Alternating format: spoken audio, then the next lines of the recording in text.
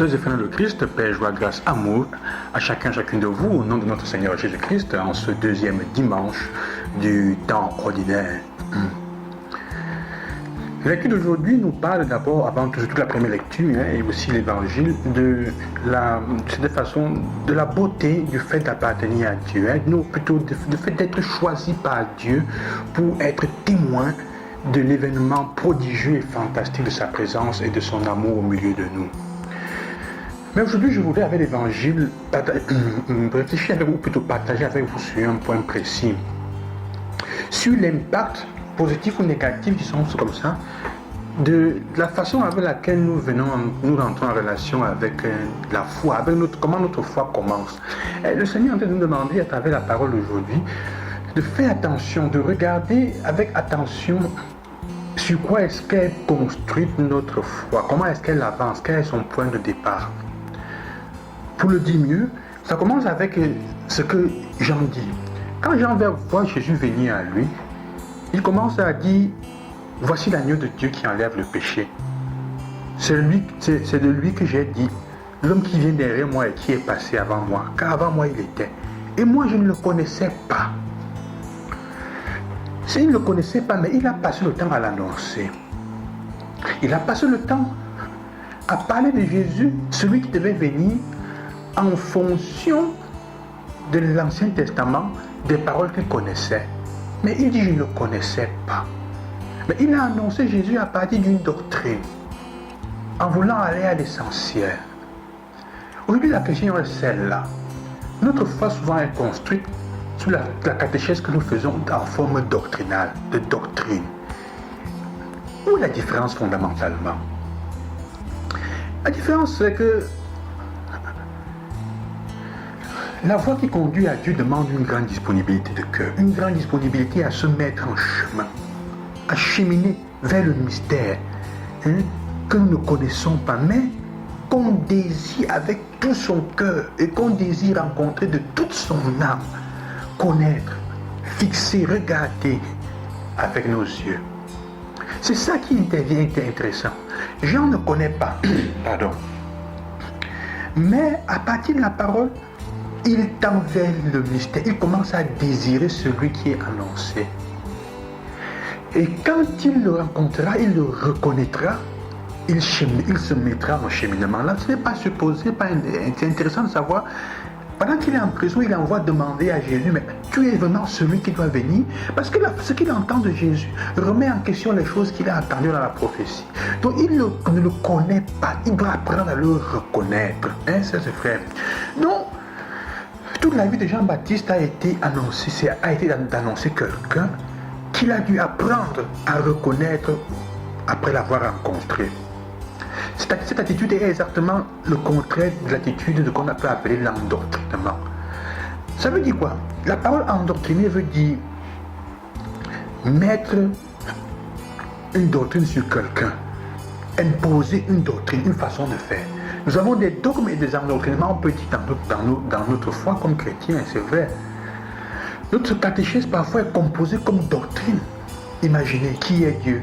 Dieu est celui qui nous a créés, nous devons le servir, patati et patata. Mais ça, c'est un endoctrinement, c'est une définition technique qu'on donne aux personnes. L'Esprit Saint, c'est la troisième personne de la Sainte Trinité. La Sainte Trinité, c'est Dieu, Père, Fils et Saint-Esprit. Oui, ça c'est important. Mais cela demande que tu puisses reconnaître la présence du Père, du Fils et du Saint-Esprit. Alors Jean nous fait comprendre que pour trouver Dieu, il faut se mettre en chemin vers un mystère qui lui-même dicte les règles de sa rencontre. C'est écouter Dieu, c'est écouter Dieu qui parle au cœur. Et qui, s'il utilise une doctrine, c'est simplement pour nous indiquer une direction et non pas pour conclure le voyage. Nous aimons avoir les choses faites. La sécurité, cela est la définition. Les définitions sont toujours limitées. Pourquoi? Parce que les définitions enferment dans un contexte et dans des préjugés qui sont très peu, qui sont très courts, très brefs. La définition est toujours un peu une trahison parce qu'elle laisse dehors de certains aspects. Donc définir, on ne peut pas définir, on ne peut pas rencontrer Dieu à partir d'une doctrine. L'évangile n'est pas une doctrine. L'évangile est l'indication d'une rencontre, est comment dire, la posologie, le moyen d'utilisation pour entrer dans une rencontre, pour rencontrer un mystère. Ce n'est pas une doctrine. La doctrine que l'Église fait et qu'elle propose n'est pas une définition pour déterminer et conclure. Certains le vivent comme ça. On ne peut pas sortir de certaines choses. C'est le mal parfois que nous avons dans notre Église. Alors que la doctrine que l'Église fait, que l'Église définit, les dogmes, c'est une orientation. C'est pour montrer là où nous sommes en train d'aller. C'est pour dire, voilà, regarde là-bas, regarde à tel endroit. Ce n'est pas pour dire, c'est comme ça, ça suffit. Nous pensons souvent que quand la doctrine de l'Église est définie, ou des définitions, c'est comme ça, ça suffit. Non, il dit, regarde, c'est pointe du doigt. De là où on doit aller. La doctrine chrétienne est donc indicative et donc pas exhaustive. Elle indique quelque chose sans jamais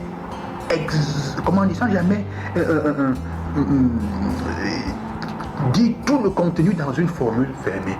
Elle indique là où on doit aller. Elle indique un mystère à remplacer. C'est pour ça que l'Église elle-même tente de dire continuellement la même chose afin qu'on ne perde pas le principe de vue. On ne perd pas de vue le principe vital. Le principe qui indique et non pas détermine, non pas définit. Ça indique, ça ne définit pas. Ça ne définit pas. Cette façon souvent de faire nous fait peur. Parce que nous pensons que la certitude vient des choses qui restent toujours égales. C'est toujours comme ça, ça doit être comme ça. Non. Dans la liturgie, ça doit être comme ça. On ne doit pas mettre un pot de fleurs à côté. Non, c'est indicatif. Ce n'est pas. C'est pour donner la beauté. Si on dit qu'il faut mettre les fleurs rouges, ça ne veut pas dire qu'on ne peut pas mettre les fleurs roses. C'est ça aussi. Mais la chose qui reste toujours égale en substance, c'est ce qui est dit. Quand une chose est définie, ça donne la substance. Mais la forme change. La substance est la même, mais la forme change. Et la forme est dans ce qu'on définit. C'est ça qui change. La définition est toujours pour protéger une vérité. Et la vérité est la substance. Que Dieu nous aide et qu'il vous bénisse, sœurs et frères. Laissez votre cœur s'ouvrir à cette capacité à rencontrer Dieu. Jean ne le connaissait pas, mais il a appris à le rencontrer, à le reconnaître, à savoir qui il était. C'est ça le défi pour nous. Ne vous laissez pas enfermer par les définitions que vous avez reçues dans le catéchisme. Entrez dans la parole de Dieu, prenez-la en main, laissez-vous guider pour rencontrer celui qu'elle est en train d'indiquer, vers laquelle elle vous porte. Et c'est ça notre but comme chrétiens. C'est pour ça que Dieu nous a choisi comme la première lecture, que nous soyons capables d'indiquer aux autres la voie. Que le Seigneur vous bénisse et qu'il vous accompagne aujourd'hui. Loué soit Jésus-Christ. À demain. Bonne semaine.